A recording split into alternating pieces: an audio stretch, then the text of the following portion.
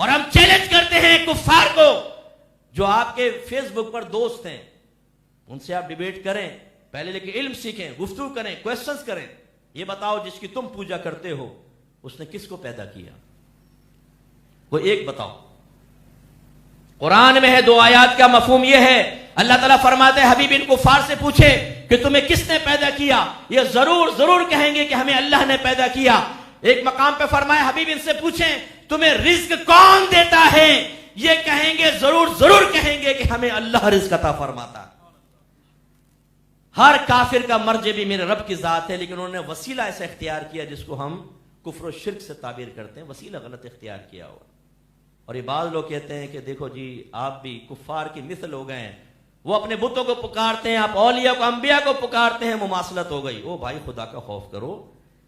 جتنی قرآن کے اندر ایسی آیات ہیں جس میں غیر اللہ کے پکارنے کو شرک قرار دیا ہے، وہ کہتے ہیں دیکھو غیر اللہ کا پکارنا یہ بھی ایک عبادت، اللہ کو پکارنا بھی ایک عبادت ہے، اور غیر اللہ کو پکارا جو سامنے موجود نہیں دور ہے تو یہ گویا کہ شرک کر دیا، کیونکہ ہم نے اس عبادت میں غیر اللہ کو شریک کر لیا. یہ شرک ہو گیا. میرے بچوں چیزیں سمجھیے. جواب میں آپ کو کہنا چاہیے کہ بتاؤ کفار نے اگر غیر اللہ کا پکارا، اللہ تعالیٰ نے ان کو شرک قرار دیا، یہ مطلق ہے یا مقید؟ مطلق کا مطلب وداؤٹ اینی کنڈیشن، بس جیسے پکاریں گے کفر ہو گیا. اگر یہ بات ہے تو پھر تو اگر اماں پپو کو پکارے پپو بیٹا کہاں ہو، کافر. شوہر بیوی کو پکارے بیوی شوہر کو، کافر، کیونکہ تم نے غیر اللہ کو پکار لیا. اور اگر آپ یہ کہیں کہ نہیں یہ مطلق نہیں ہے مقید ہے، کیا مطلب؟ کنڈیشن کے ساتھ ہے کہ وہ غیر اللہ کا پکارتے تھے معبود سمجھ کر، اس لیے اللہ نے کفر و شرک قرار دیا. تو ہم نہ نبی کو معبود سمجھتے ہیں، نہ صحابہ اہل بیت کو، نہ یا علی مدد کہتے ہوئے ہم ان کو معبود مانتے ہیں، نہ یا غوث اعظم کہتے ہوئے ان کو معبود مانتے ہیں، بلکہ اللہ کا بندہ اور وسیلہ تصور کرتے ہیں. جب یہ بالکل فرق ہو گیا تو بتاؤ کفار کا پکارنا شرک، تو ہمارا پکارنا یہ شرک کیسے ہو سکتا ہے؟ علم سیکھیے. اعلیٰ حضرت نے بڑی پیاری بات بیان فرمائی. بعض لوگوں نے کہا تم دور سے نبی کو پکارتے ہو تو یہ تصور رکھتے ہو کہ اللہ کے نبی آواز سن لیتے ہیں، حالانکہ دور سے آواز کا سننا تو اللہ کا خاصہ ہے. جیسے آپ یہاں ملتان میں کوئی ہو اس کو آواز دیں، شاکر بھائی خیریت سے ہو، تو لوگ کہیں گے پاگل ہو گیا ہے. آپ کہیں گے شاکر بھائی کہاں ہیں؟ ملتان میں، یہاں سے پکار رہا ہوں، تو بولیں گے پاگل ہو گیا.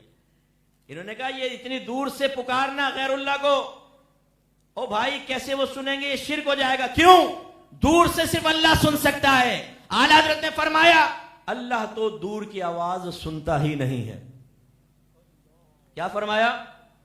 اللہ تو دور کی آواز سنتا ہی نہیں ہے، کیونکہ پہلے ثابت کرو کہ اللہ تعالیٰ کسی شے سے دور ہے.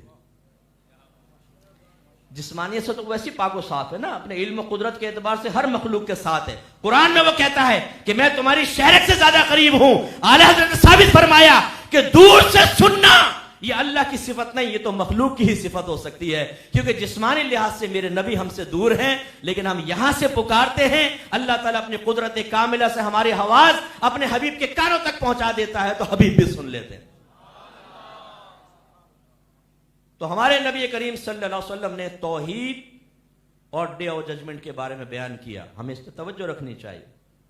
تو اللہ تعالیٰ نام ہے ذات واجب الوجود کا جو تمام صفات کمالیہ کی جامع ہے، اور وہ اپنے علم اور قدرت کے اعتبار سے ہر چیز کا احاطہ کیے ہوئے ہے.